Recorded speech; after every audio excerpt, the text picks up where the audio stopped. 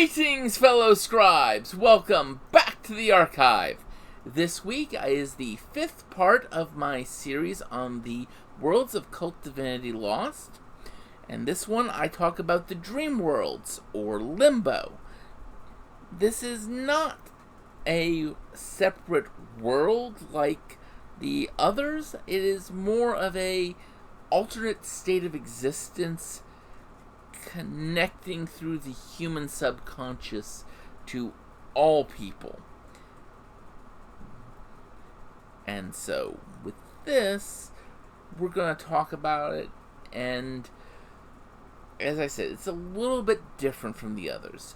So, sit back, relax, and enjoy as I talk about Limbo. Hey, before we start, a quick reminder, if you like this video, please click like and subscribe down below, and please leave comments, tell me what you like, what you didn't like, things you'd like to see me talk about more of in the future. With that said, let's just get right on into this. So, as I mentioned in the intro, Limbo is not a place. It's sort of a connection between all human minds, all human consciousness. And we can learn the arts of lucid dreaming, the mystical arts that let us shape dreams as we go through them. And once we shape dreams, we can use those connections to go into another dream. If we're dreaming about forests, all other dreams about forests are really close together.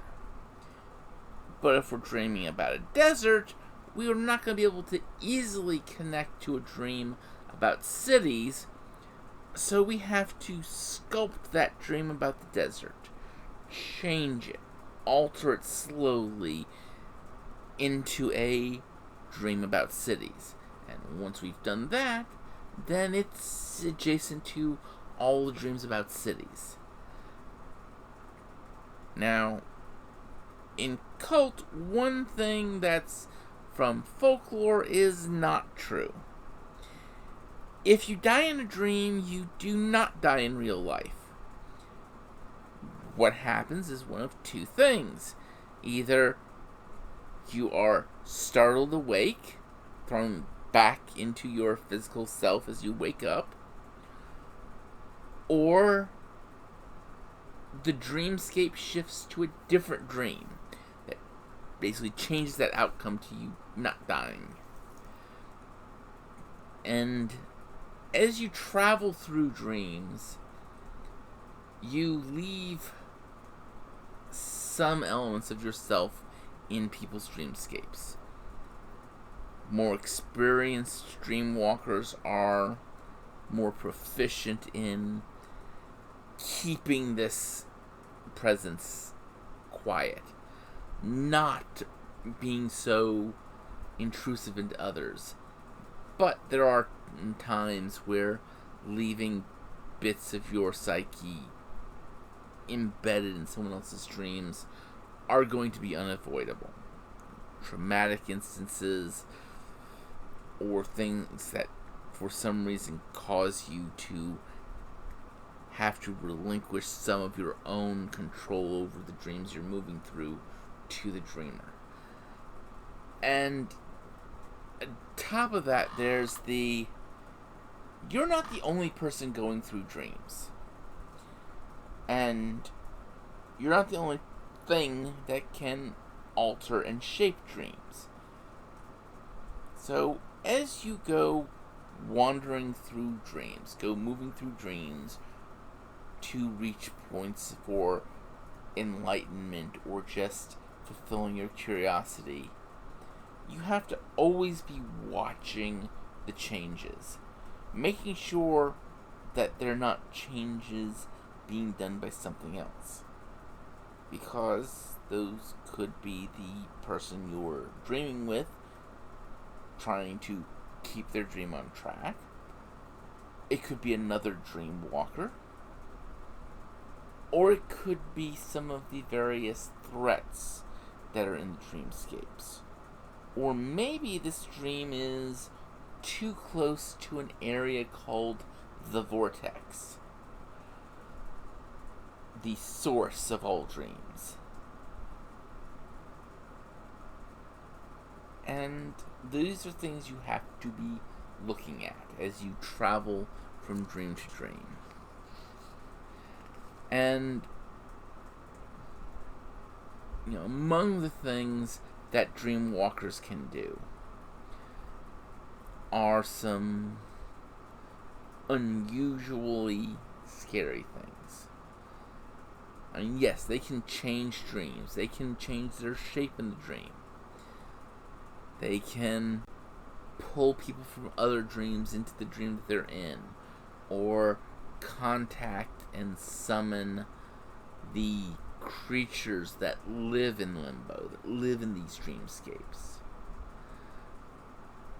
But then, they can open a portal. They can make it so that they can go to Elysium or some of these other places straight from the dream world. That's something only the most powerful dreamwalkers can do. But it's something that they can do.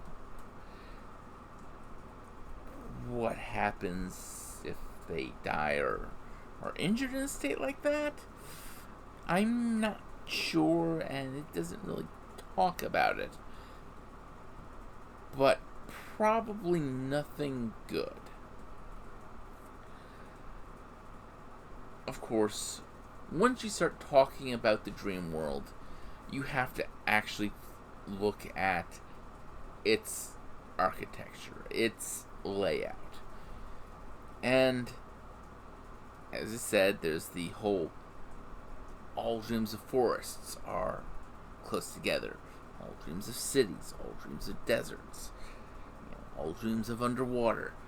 All dreams of a certain type are adjacent to each other. Easy to move between. But at the center of this dreamscape is a place called the Vortex. This is a complex, shifting, eternally changing location. And it is where the stuff of our modern dreams connects with the primordial consciousness of humanity. And, the modern dreams, the enlightened dreams of ourselves, connect with the human subconscious, the architecture and symbolisms that would be discussed by Jung. And it's constantly changing, constantly evolving, shifting, and dreams that go too close to it get bits of them shredded off, broken off. Maybe they lose the ends, maybe lose the beginnings. And this realm of tattered dreams is directly around the Vortex. But then, from there, close to the Vortex, are the places built by some of the most powerful of dreamwalkers, the Dream Princes. These are people who have given up their physical bodies to live in limbo. And their realms, they are moving and shifting around the tattered dreams, pulling them in, pushing them out, in precise orders to keep their realm, their dream palace safe and secure, to keep it from being pulled into and tattered and broken apart by the Vortex. And with that, we will move our discussion to talking about the Denizens of Limbo. Because even in a realm of dreams, there are those things that move through them and have their own purposes. The first denizen we will talk about are the Dream Princes. These are the most relatable because they are still very much people. Yes, they gave up their mortal world, the physical world, to live entirely in limbo, and are trapped there because the very efforts that they have to put into to maintaining their dream realms are such that if they fail to maintain their realms, if they're not able to, those realms will fall into and be consumed by the Vortex, and the Dream Princes will perish along with their realm. But at the same time, the Dream Princes have escaped the Demiurge's prison. They have slipped free of the restrictions and confines of the illusion, of the lie that binds us to this world. And they have learned to create within this dream realm, in a way capturing some of the power and divinity that was once ours. That was once ours as humans. The birthright we once all possessed. And they have servants. They craft the servants with their dream worlds. And they rule their dream worlds with the tyranny of a god king or god queen. But they're ultimately trapped. And one day they will lose the battle against Vortex. They will maybe not move something in the right place. Maybe they'll just slip up somewhere. But eventually they will lose. Eventually they will be subsumed into the consciousness of humanity, the subconscious, the source of all dreams. And then it will be in your dream or my dreams. But from that, we have more. There are creatures that are spawned by Vortex. The Icteria. They look on one level like they are segmented worms. But if you look at them from just the right angle, you see that what you thought were segments were just folded layers. And you can slip into those layers, work your way up, grab their eye, and pull their eye out. Taking that eye will kill the Icteria. But everything they consume, wanderers, memories, dreams, all of that resides in the eye. And once you've taken that eye, you can delve into its depths, find information from it. And those are one of the creatures you'll find. Then there are the Syphagos.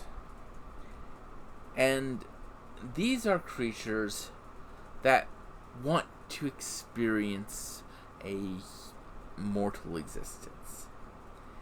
And they will find a dream wanderer, imprison them, take over their body, and will indulge in physical excess. Sex, food, drinking, drugs, partying, whatever. Everything of the flesh, everything of the physical realm, they will do in your body. And they will burn through it in a matter of months if you cannot break free.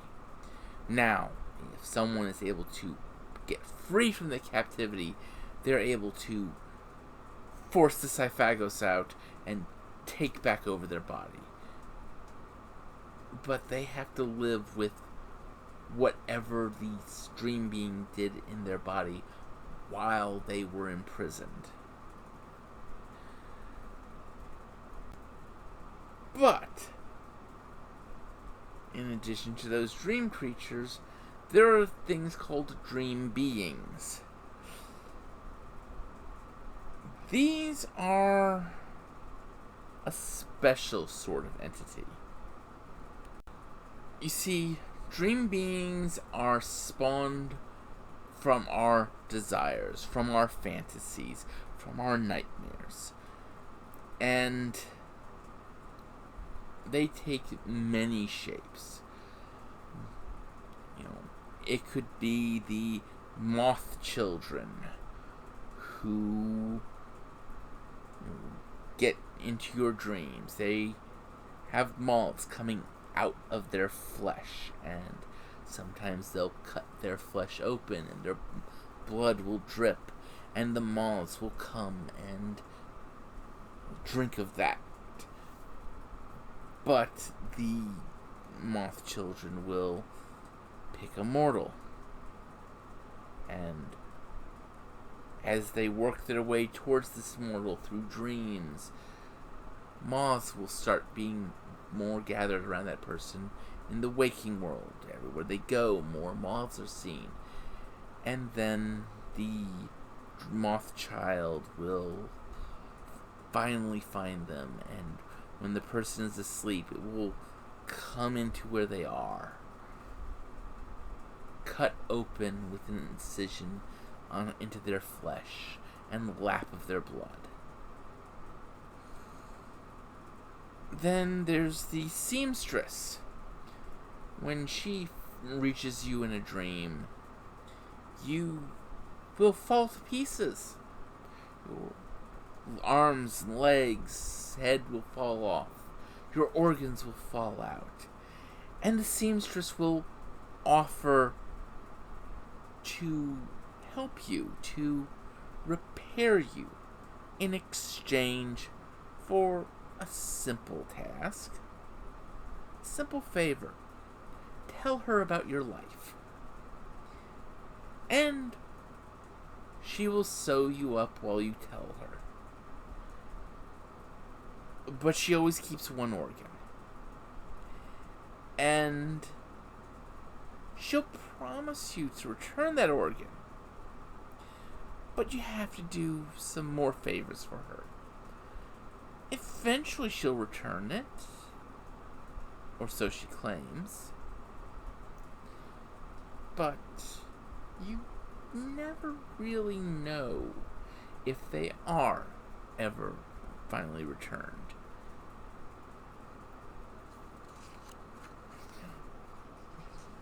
And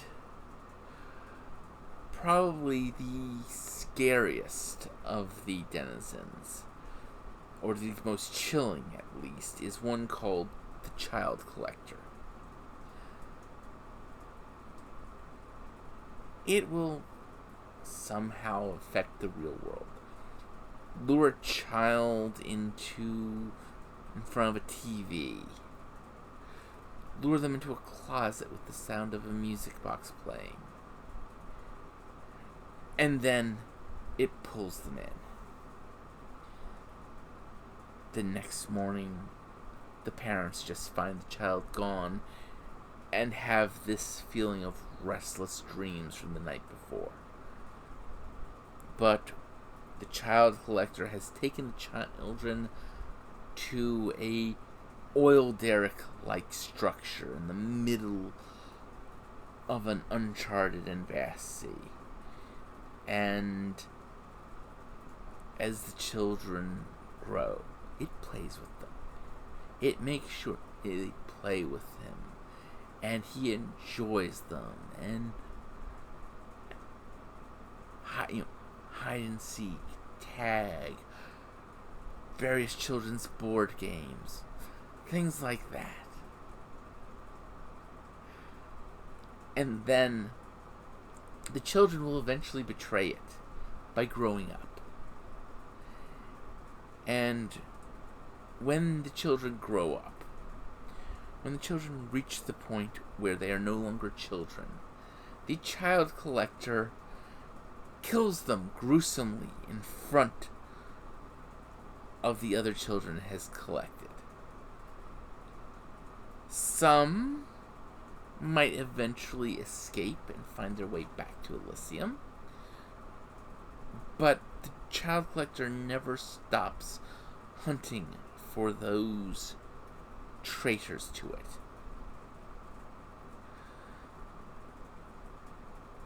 And with this, I believe that is enough to say about Limbo. As you can see, Limbo, like the rest of Kult Divinity Lost, is a world of, on one hand, interesting possibilities, and on the other hand, deeply unsettling things. So, next week, I will be talking about Elysium, coming to the finale of the series.